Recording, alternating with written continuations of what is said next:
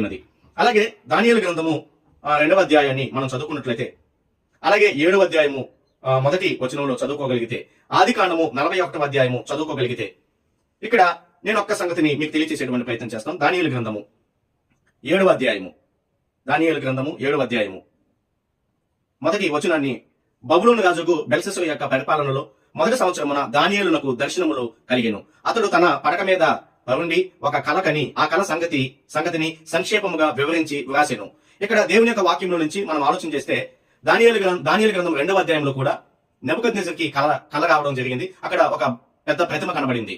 అలాగే మనము ఆది కాండం 41వ అధ్యాయాన్ని కూడా మనం గమనించినట్లయితే, అక్కడ కూడా కలలు కనడం అనేది కనిపించింది. కనుక దేవుడు ఏమైతే మాట్లాడదలుచుకున్నాడో, దేవుడు ఏవైతే తెలియచేయాలనుకున్నాడో ఆ సంగతులను దేవుడు కలల ద్వారా, దేవుడు తన ప్రజలతో కావచ్చు, అలాగే తను చెప్పాలనుకున్న వ్యక్తులతో కావచ్చు, దేవుడు కలల ద్వారా మాట్లాడుతూ వచ్చాడన్నది మనము రెండవ సంగతిగా